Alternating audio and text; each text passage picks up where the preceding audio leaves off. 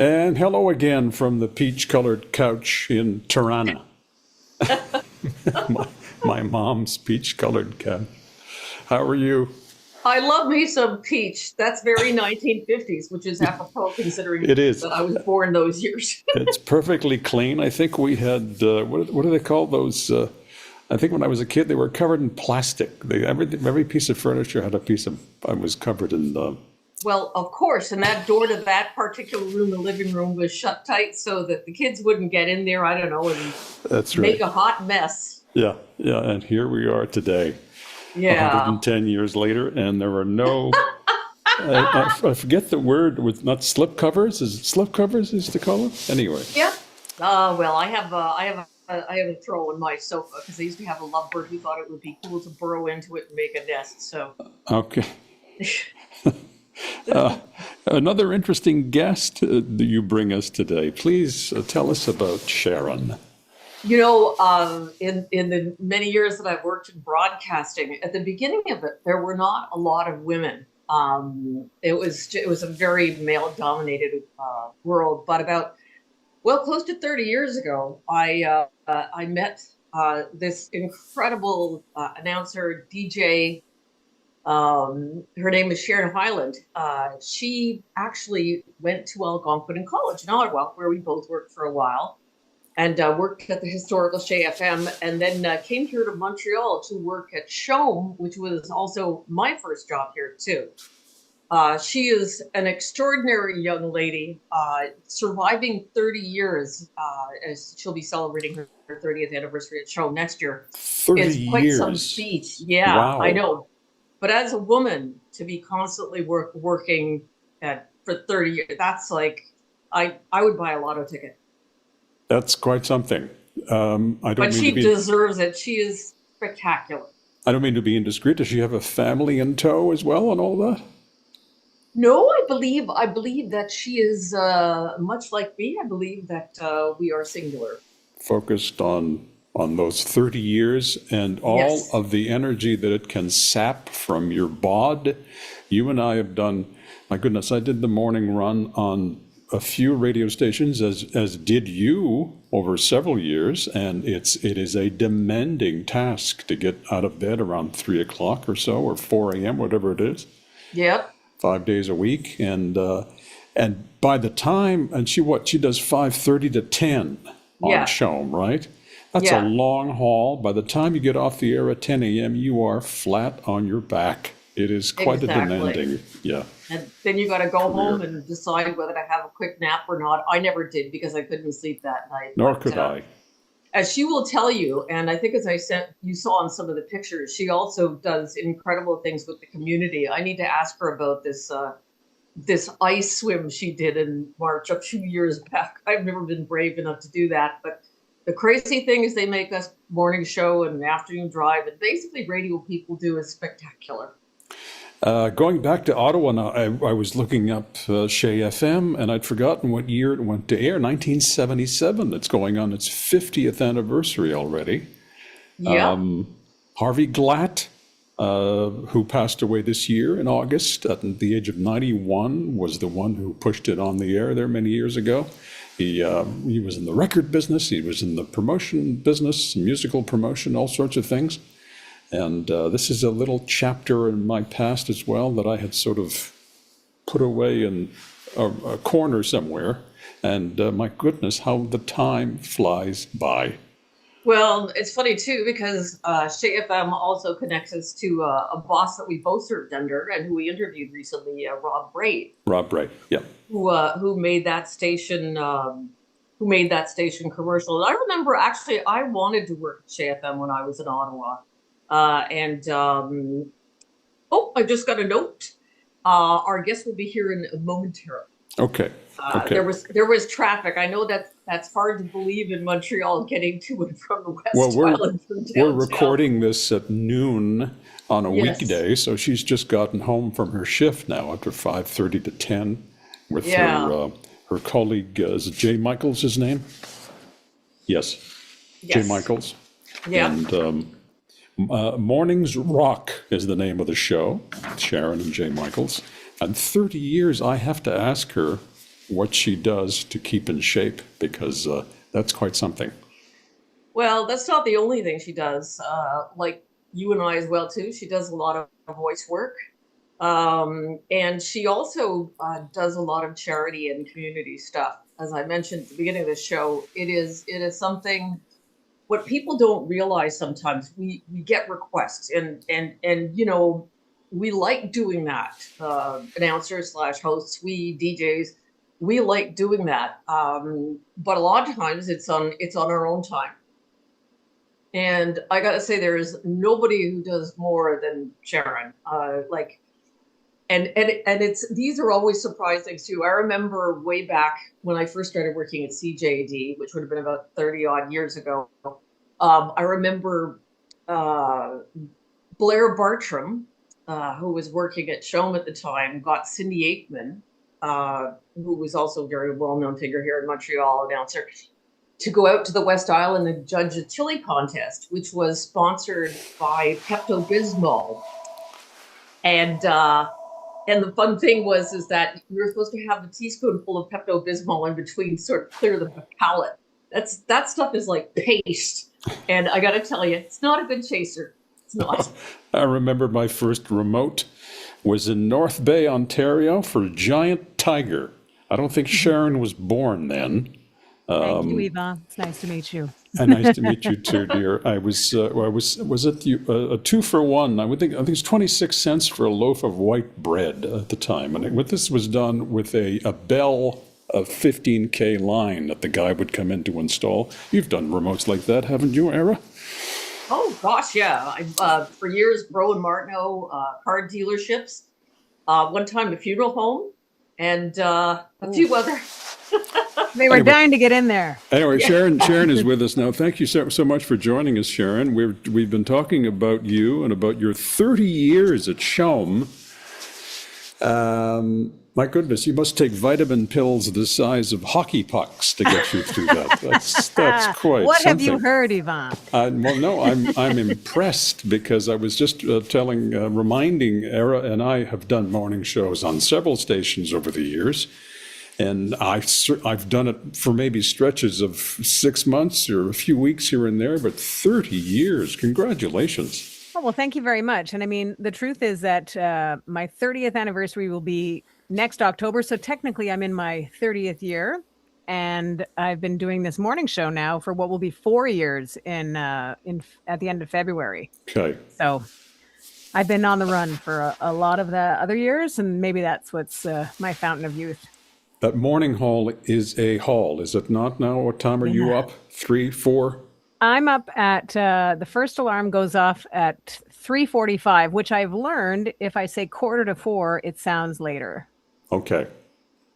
I understand that. I Yeah. get that. I do too. It's like closer to 4. You can't start the time with 3 because, oh my God. Yeah, And are you, I had to get to bed very early, like 7 p.m. or so. Otherwise, I just that's wouldn't smart. make it through. Were you able to sort of watch a late movie or go out for dinner and then go to work the next day? I do make all the mistakes. Yeah, I should go to bed earlier than I do. I end up, if I get into bed and the time starts with 9, I feel like that's a win. But it's often 10:15, and then I'm running around, Wow. like it's almost like the grown-up equivalent of staying out when you were younger, closing a bar, and then racing home before the sun started to rise because like, oh, I gotta get home. So it's the more mature version of that. Wow. Era? I remember when we, especially when I was with Gary James and the James Gang, when we were on Green Avenue, and we would go out, and it was one of those things where, you'd be getting around 12, and it's like, well, if we get home at 1, we'll still have 4 hours, and at 1 o'clock you're going, well, I still have 3 hours, and then you have to go into work and tap a vein and drink coffee. I remember in those days, we had the coffee machine where you would put a quarter in. And I remember then show Morning Man distinctly saying, "This coffee tastes like bug spit." Machine coffee never did. Now let's go back to Shay. Now, was that your first radio gig?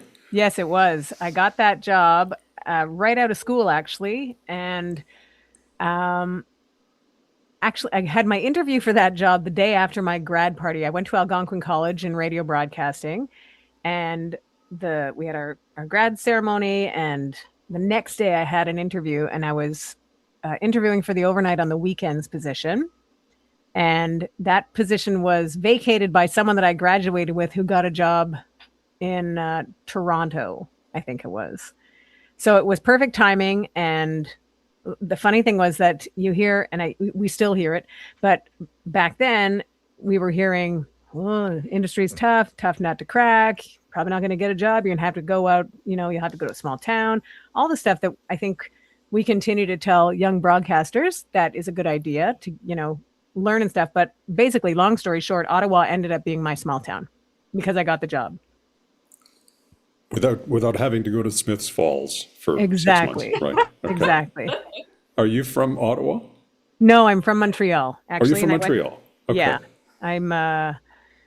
I spent a few years in Ottawa because I went to school there. Then I worked there. But yeah, I'm a Montrealer.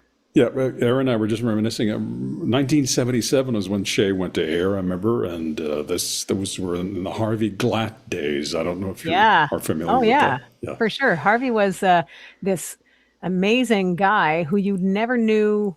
If you didn't know who he was, you would have just thought he worked there. Like you would have. He wore like cargo pants and a t-shirt, and he just sort of did his thing. You didn't know that he was as powerful a man as he was. Yes, he had fingers in many pies. I remember meeting him, but of course he was a young man in 77, and very focused on this new. And it was a bit of a slog getting that station up and running and attracting listeners at first, and it was quite something to see it evolve. But wow. Yeah, it was a great group, and I sort of look at it as my time there was. I feel so fortunate to have started there because it was still that, from what I understood, from what people have told me that worked at CHOM in the early days, it was still that vibe. And certainly they ended up being bought by a bigger company later on. But because it was privately owned, as a part-timer that worked overnights on the weekend, I got paid well compared to my friends who worked for companies in the same hours, but that were owned by bigger companies that were making half easily. I'm a Carleton grad. Era and I worked together at CFGO back in the day, a station that no longer exists for all intents and purposes. CFRA is where I started in 76. Wow. But it's my goodness, all of this is, I'm sorry, Ari, it's all kind of streaming back to me here now. No, I know. Well, I remember when I was working at CFGO, and that was also, that's where I met Yvan. That is where I met Chuck Phillips, and where I met the late great Randy Tiemann. But I remember listening to Shay, because Shay was like the cool station. It was not playing the same music that everybody else. It wasn't like the 600 and something, finite number of records. So there were a lot of different things. I heard not world music, but music from around the world, Salif Keita and Youssou N'Dour, and that was something that I also heard on CHOM, which was very unusual at the time because everybody else was just playing, a lot of CanCon. Not to say that that's bad, but it was Shay was a highly unusual station. Then I came to Montreal, and CHOM was an unusual station because they were also bilingual at the time. Right. That's right, too. I used to listen to CHOM in Ottawa and CKVL, which was, at the time, 500,000 watts FM. So they were just blasting in there a long time ago. Anyway, let's get back to the reminiscing hour with Era and Yvan. Let's get back to Sharon. Now, I've got some photographs here that Era sent me. We can talk about. Now, she's been lauding your volunteer work, Sharon, and the stuff you do outside the airwaves. So let me just get some. They're not in any particular order here, but maybe you can describe. She's hard at work in that one, isn't she? What we're looking at here now. What's this? That would have been we were doing a remote at Dormez-vous, and a contest at the same time where contestants had to stay awake, be in a bed at Dormez-vous, but had to stay awake, and whoever outlasted everybody else got to won the bed. So we had a bunch of people, and in earnest, people were pretty psyched about thinking I could stay up forever, and they were dropping like flies. So I just thought I would fit into that contest when I broadcast that day by wearing pajama pants. Okay, I hadn't noticed the display of mattresses behind you there. Okay, I see Yeah. it now. All right. Now, what have we got here? Well, a regular old day, as you can see by the coconut shells and the lei and the frosted water in the background. That was a polar plunge that we did as a fundraiser. It was a big group of friends that dressed up in, you want to stand out a little bit. And That's Lake St. Louis, is it? yes, it is. Okay. Oh. Very Yikes. cold. Very Yee. cold. I actually Yeah. did that a couple of times, and it's one of those things where you do it, you feel like you're from head to toe, or toe to head actually, because you jump in. You feel the body temperature go plunging, and then you get out like you think you're racing out of the water, but the fact is that you're completely acclimatized to the frigid cold water that's standing outside in the winters seems fine. Like we ended up having look, I don't have a towel on me. I'm soaking wet. But you're just so pumped up after doing something cool like that. So yeah, I'm game. And here's the famous door that Rob Braid was talking about, I think, wasn't it? Yeah, Wasn't he the that's other the day? one. Yeah. Yes. That travels with us, that door. Okay. That's the one from a little bit below where my arm is. The address of 1355 from Green Avenue is there. So we brought that across the street to 1310. Then when we moved to Fort, we brought it there. And it was the entrance to a production studio and the CHOM studio at that time. And now we're on Papineau, and they've encased it in a wall. So whenever anybody comes in that may be new to the building or is getting the tour of the building, that's a definite stop on the wall, and people totally know the door. Wow, that's neat. Okay. Yeah. This is another remote, I guess. Is that UP I'm seeing here there? No. That is UP. Yeah, Oh, that is. Honestly, I was trying to remember that one, and I couldn't remember where I was on that one. But you know what? To have a sure you co-host can't. I'm sure you can't. I'm sorry. What is that? Was that the remote when we were?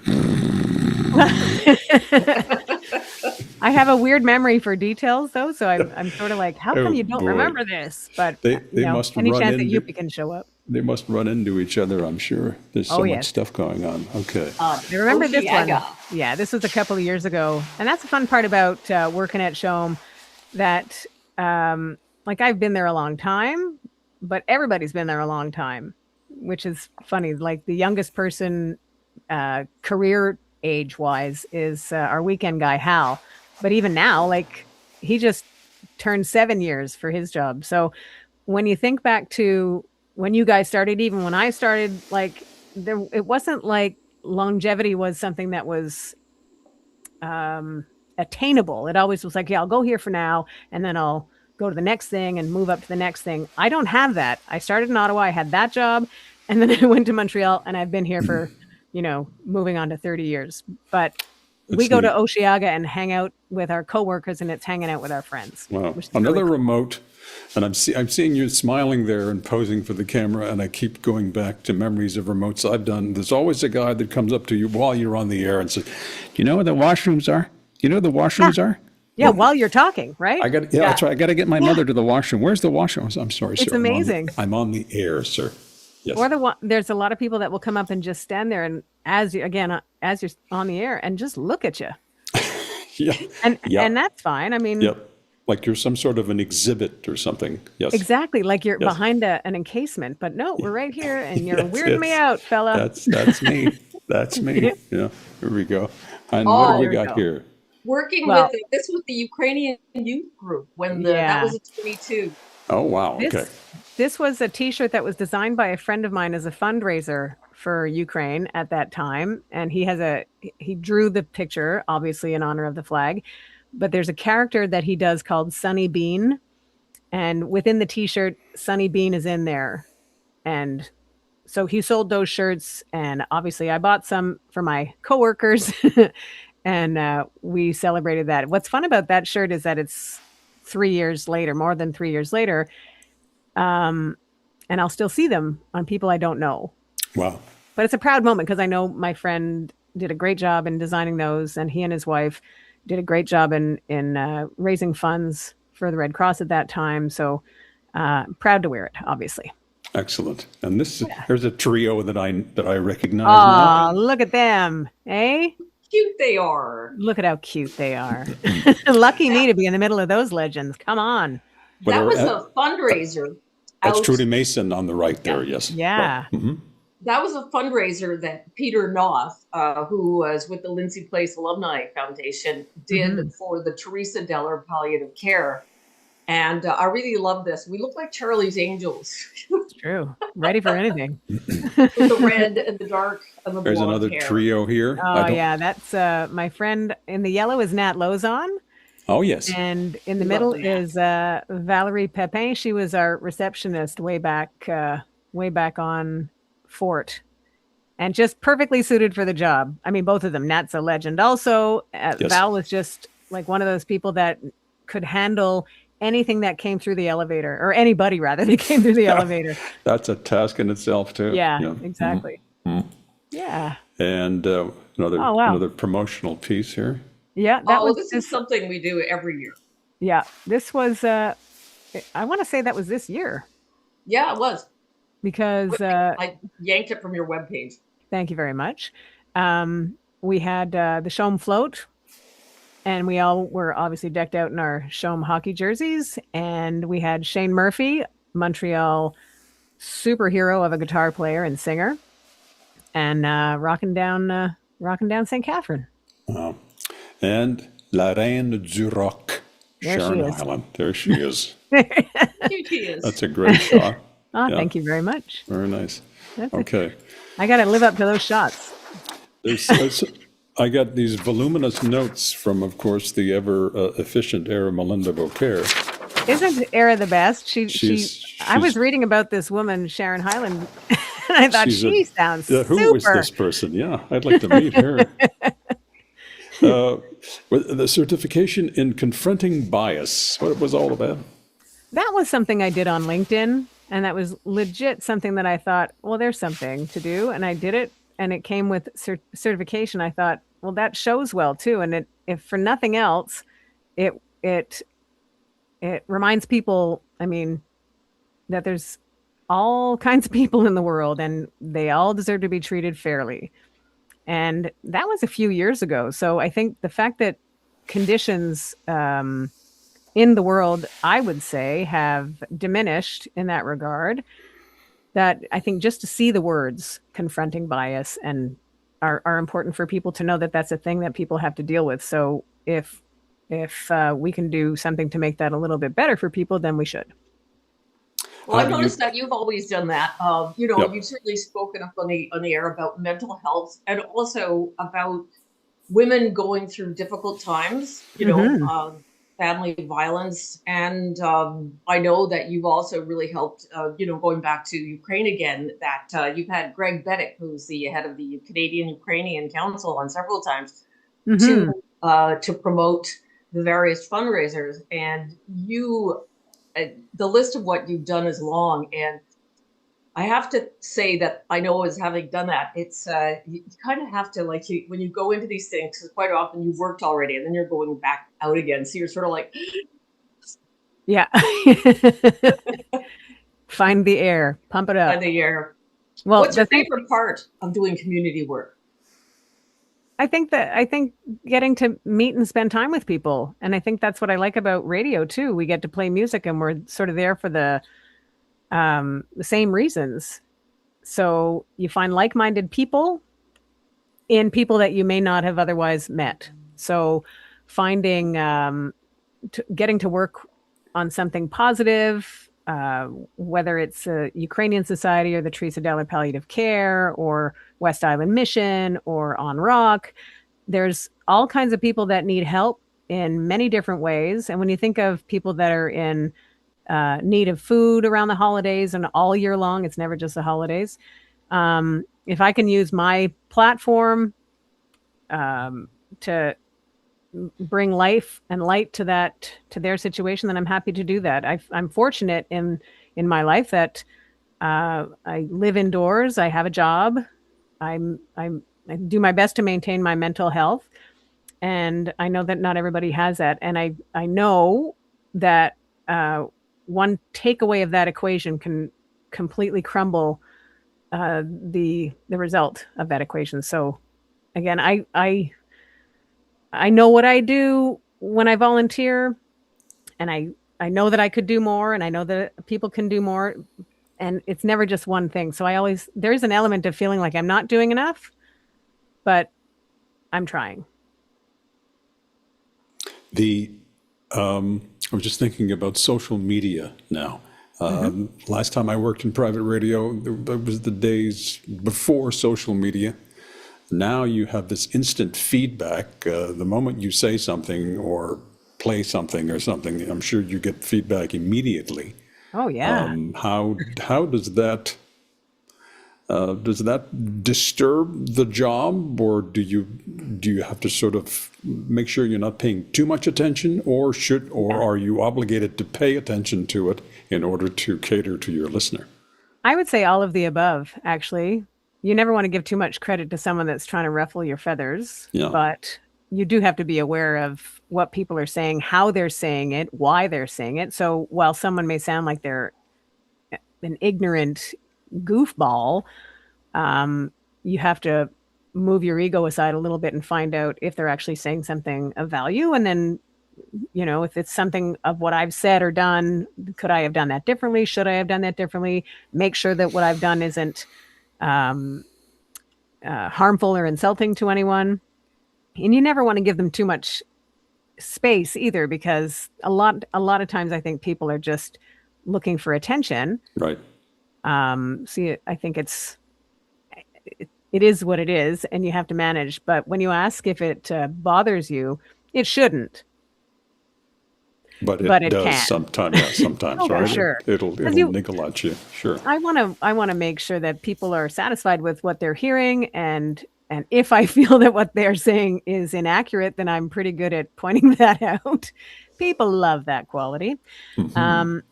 But yeah, I realize that I'm an ambassador to my station and the company, so I'm never doing it rudely. I like to make sure that if there's negative coming out, that I can turn it around. Hopefully, I try. We were joking about remotes earlier. Again, when you come face to face with someone who may or may not have the best intentions, again, that can be a bit of a problem too. Have you experienced any difficulties there?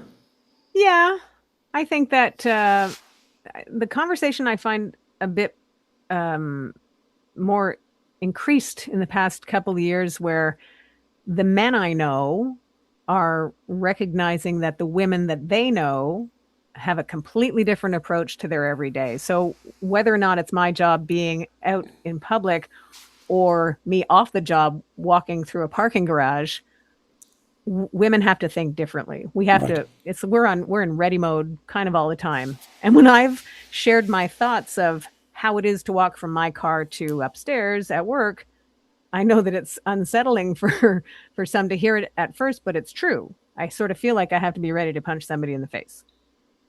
Yes, And all that yes. stuff. Yeah, I was told many, many, many years ago by a spouse, you will never know what it's like being a woman in this world, ever. And that's the truth. And it's a hard truth, really, because, and lucky you. Like no begrudging. There are some people that don't acknowledge that at all. So it becomes a bit more challenging. Okay. But that said, when it comes to meeting a listener in the world that isn't making it comfortable, there are ways out, and I know how to do that. And I can make eye contact with someone if there's somebody there that that can help me get out of it. And a lot of folks mean well. They come up to you and they're nervous in the first place to approach you and all of that. This is a lesson I learned too many, many years ago. I used to make a joke out of it, but then I realized that this person coming to me was nervous and a little frittery about the whole thing.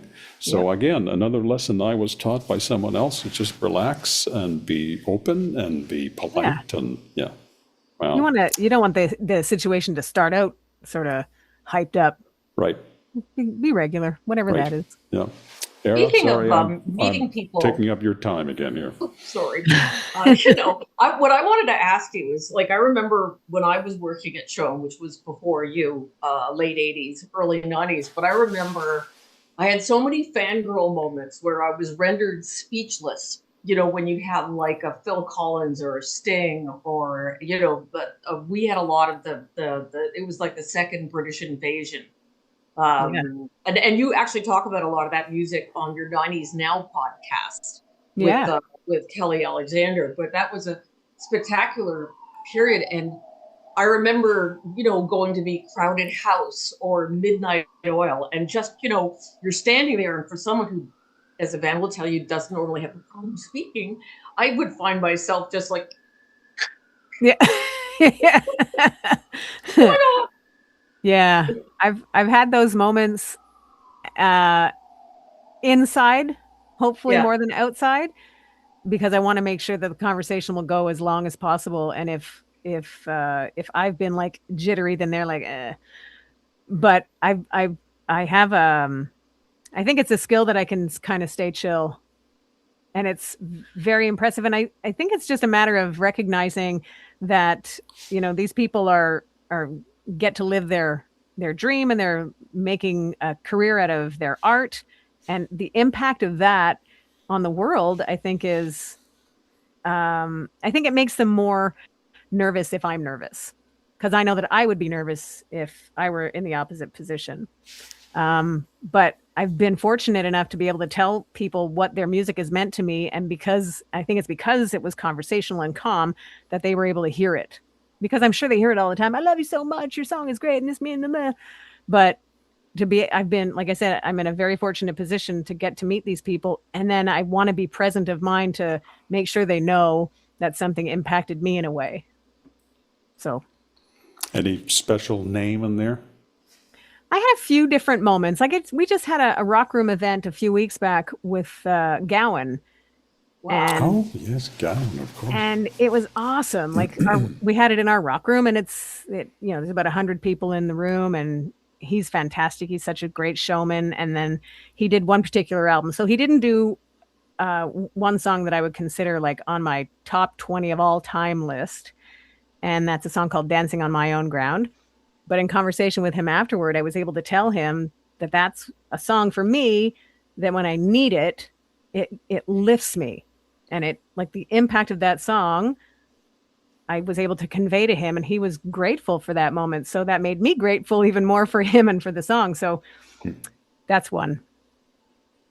When you do your podcast with Kelly Alexander, I mean, Mm-hmm. 90s was actually a very interesting period in music. I mean, Shom started, back in the days, we were playing a lot of the classics, some French music, Luc, I can't think of the name now, America, but, Charlevoix, Pagliaro, but of course, Genesis, the Police. We also like had some off-brand stuff like Mitsu, but that, in the 80s and that there was something. But then in the 90s, it started to shift. For the younger set, like from at that time it was Mix 96, it was more boy bands. But then the rock landscape really shifted in the 90s. Yeah. Well, think of when we play Nirvana or Pearl Jam or Alice in Chains or Soundgarden. I mean, those four core grunge artists, for lack of a better genre title. I don't think anybody likes to be typified by their genre, but those were giants of that time. And to think of grunge as something that changed the world, it was getting back into rock and roll. And those bands were inspired by, the bands that Shom started with, like the Innovators, and I think that they just plugged in a little harder, or they cranked up a little harder, so there was a bit more of a crunch to what they were doing. Were they breaking new ground? I don't think so. I think at that time, though, what we were hearing in the rock vein was hair metal bands that were coming out of the 80s. It's all great music. You still have to make the music, and it's something that people love. But the way we tell the story now about what grunge upon its arrival did to hair metal was like, well, they killed it. They killed our careers, you know? It's just so, I find that so strange. It's similar to, the entry into the 80s where the whole disco sucks movement of the later 70s killed the Bee Gees' careers. They've said that, I find that interesting the way music reached people at that time was in a way that it could wreck a whole band's career or a whole type of musical. We can't make that music anymore. They don't like it. I find that astonishing. Of course we like it. But it's I think to get back to how music is played and how radio plays it and how it's marketed and stuff like that, it's way different now. So I think there's a real more openness to being able to like everything. And I think we're very fortunate with that. So when it comes to celebrating 90s rock, think back to anybody that ever said anything negative about a type of music or a decade of music as, oh, there was nothing good there. Of course there was good in every decade. And think back to the 90s being 35 years ago when they started. That's bonkers. And there's all kinds of great rock and all kinds of great other styles of music too. We're lucky. I'm sure you did announce op at one point with vinyl. You must have spun some real vinyl at one point. I have had to spin vinyl, yes. Okay. All right. Vinyl saved me one time. I remember our computer on Green Avenue froze. We had one of those touchscreen computers, which you could never trust, but you were bound to it because it was there. It was so sensitive that if it was going through a moment where the calibration was off, I would have to tap my fingers to generate heat before I touched the screen. So one time it was just completely off its rocker and nothing was working. So I had to quickly spin around and put a record on. And it was one of those moments that really, I think only anybody that's ever seen it happen can fully relate to, that you're like, I did it. And nobody knows, Wow. Okay. That's way before my time. Or way after my time. The old CHOM studio on Green, you kind of had to be Dr. Octopus because as you were coming in, I was still doing some shifts, and we had 8-track commercials on 8-track. Oh, yeah. We had DAT, which was very short-lived, but we were doing CDs. But once again, the record albums. And I remember with the 8-track, you used to have to come in before your shift and stack everything up. Yeah. The commercials, and God forbid the person that came in and knocked your stack over. Oh, my gosh, imagine. Yeah, well, then I go back way back before. The apocryphal story for me is MacArthur Park by Richard Harris. Nice. Are you familiar with that tune? Okay. Someone left the cake out in the rain. In the rain, no, and I don't think that I can take it because it took so long to bake it. 7 minutes, I think, and 15 or something like that. So this was a radio station in North Bay, Ontario, CFCH AM 600, doesn't exist anymore. Oh, wow. And this was the tune I'd put on the overnight show when I needed to go to the bathroom. Right. So I'd put the thing on, and of course I put it on one night, and I went to the bathroom. I came back, and it had been skipping in the middle for about 5 minutes. Oh, no. Nobody called. Nobody cared. Nobody was listening, so I simply just moved it over and went to the next tune, and that was it. So, yeah. You pushed the needle, Yvan. In your career, right. You have pushed the needle. I have pushed the needle, and it's come back to scratch me.